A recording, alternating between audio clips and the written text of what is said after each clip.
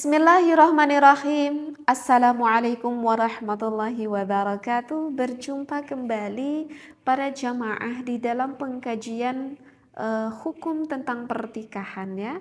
Yang mana berarti video ini dikhususkan bagi kalangan yang sudah berumah tangga ya.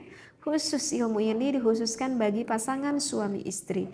Sekali lagi saya mohon kepada para pendengar semuanya, ini adalah majelis mulia dikarenakan ini adalah majelis ilmu. Sehingga saya mohon tidak berpikir negatif akan apa yang ingin saya bacakan. Kita niati untuk bertolabul ilmi ya. Kita niati untuk mengaji, untuk bertolabil ilmi agar kita mendapatkan keberkahan dari ilmu yang kita dengar ataupun yang saya bacakan ini. Sekali lagi mohon para jamaah semuanya untuk bersikap bijaksana. Baik, bismillahirrahmanirrahim. Bismillah, alhamdulillah, wassalatu wassalamu ala rasulillah. Langsung kita ke pembahasan. Apa yang ingin saya bahas kali ini? Wa dzakara al-hakimu, dan menjelaskan Imam Hakim fi qarikhi Naisabur. Penjelasannya tersebut menurut Imam Hakim ada di dalam kitab Naisabur. Di sana di dalam kitab tersebut ada tertera suatu hadisan di dalam satu hadis an Abi Hurairah, dari Abi Hurairah, yarfa'uhu ila Nabi sallallahu alaihi wasallam, yang diangkat kepada Nabi Muhammad sallallahu alaihi wasallam. Di dalam hadis itu dikatakan arba'un la yashba'na. Ada 4 perkara yang mana 4 perkara itu gak akan kenyang-kenyang gitu ya. Min arba'in, kecuali dengan 4 perkara lagi. Nah, apa saja sih keempat perkara itu? Yang pertama itu adalah ardon min matarin. Bumi itu gak akan pernah kenyang dari hujan. Ya, tanah yang kita pijak itu tidak akan pernah kenyang dari hujan. Berarti menandakan bahwa air itu adalah sumber kehidupan bagi kita makhluk yang berpijak di muka bumi ini, ya. Kemudian wa untha min dzakarin. Siapa sih atau apa keduanya yang gak akan pernah kenyang? Itu adalah sesosok perempuan yang gak akan pernah kenyang dari laki-laki. Oh, maksudnya adalah bukan artinya perempuan yang gak akan pernah kenyang-kenyang dari laki-laki. Yang dimaksudkan itu adalah memang wanita secara kodratnya itu membutuhkan seorang laki-laki. Karena di dalam perkumpulan rumah tangga suatu pertikahan kan perempuan yang membutuhkan sosok laki-laki, bukan perempuan membutuhkan perempuan, seperti itu ya. Kemudian yang ketiga itu adalah wa'ainun min nadharin. Mata itu gak akan pernah kenyang kecuali si mata itu pengennya memandang aja gitu ya. Itulah sifat mata. Ya dikarenakan kenapa? Ya dikarenakan kita bisa melihat kan. Sehingga ya karena kita bisa melihat ya otomatis kita ingin terus selalu memandang apa yang kita lihat. Wa'alimun min ilmi. Yang keempat itu adalah seorang alim. Ya, jadi seorang yang ahli ilmu itu tidak akan pernah merasa puas dari ilmu-ilmunya. Ya, seorang ahli ilmu jika sudah dapat ilmu ingin mencari ilmu yang baru, dapat ilmu baru ingin mencari lagi ilmu yang baru. Itulah kehausan dari seorang yang berilmu. Nah, tetapi yang dikatakan di dalam kitab Naisabur ini yang mengatakan bahwa ini adalah suatu hadis wa hadza batilun. Adapun hadis ini dikatakan ada ulama yang berpendapat bahwa ini adalah batal. Qat'an secara pasti an Rasulillah sallallahu alaihi wasallam. Jadi ada yang mengatakan bahwa ini tidak pasti bahwa ini adalah hadisnya Rasulullah sallallahu alaihi wasallam. Wa innama yudhkaru, hanya saja 4 poin yang udah saya bacakan tersebut, ala annahu, bahwa sesungguhnya hadis ini itu qaulun, menjadi sebuah perkataan, au atharun, ataupun asar ini mauqufun, secara mauquf. Jadi bisa dikatakan menurut sebagian ulama bahwa asarul ilmi ini itu didapat dari mungkin saja dari para sahabat ataupun dari para ulama.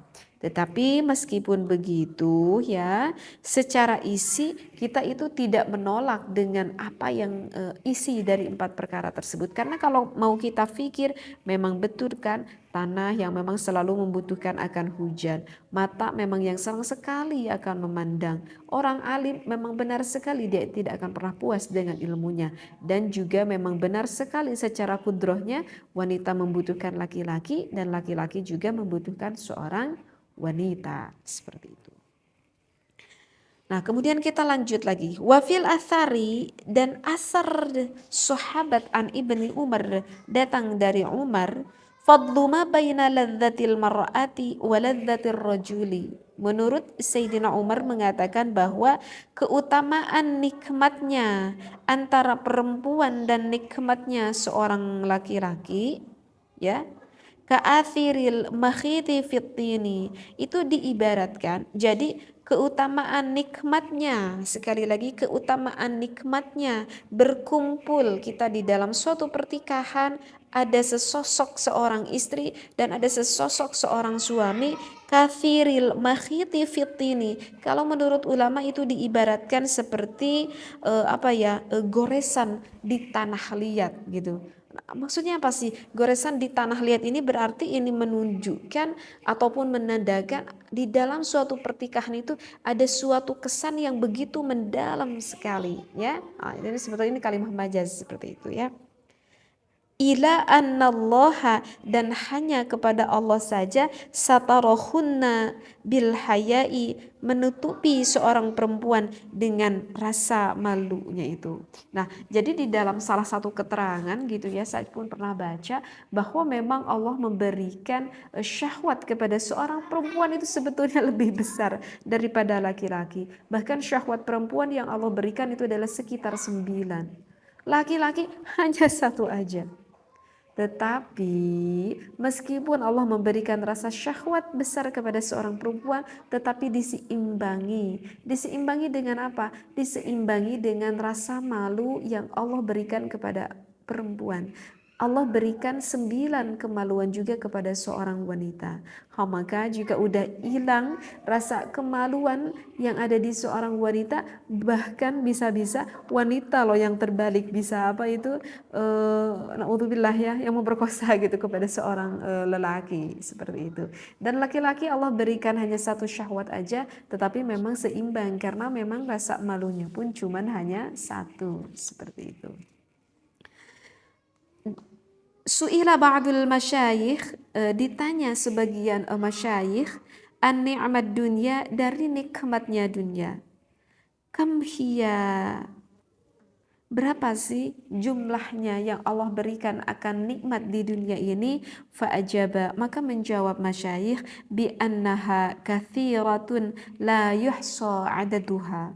Nikmat yang Allah berikan kepada kita di dunia ini itu la yuhsa adaduha. Kita itu sebagai makhluk tidak bisa menghitung nikmat apa yang Allah berikan kepada kita. Karena Allah Ta'ala berfirman di dalam Al-Quran, a'udzubillahi minasyaitonirrajim, wa in ta'uddu ni'matallahi la tuhsuha.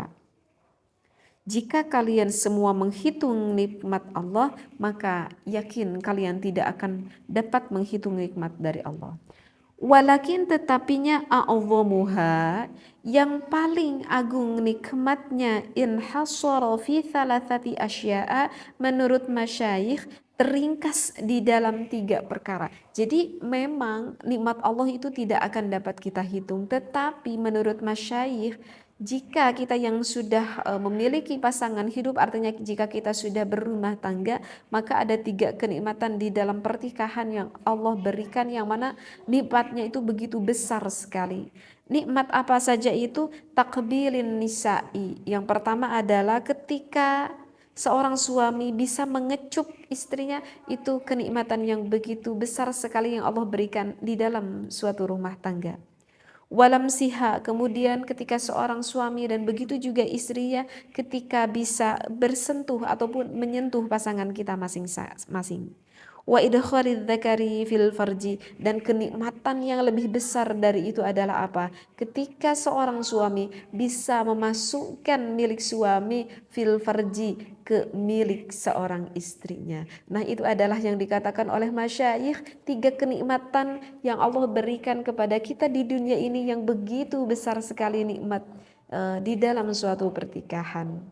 Mudah-mudahan apa yang saya sampaikan ini bisa bermanfaat. Wallahu a'lam, wabillahi taufiq wal hidayah. Wassalamualaikum warahmatullahi wabarakatuh.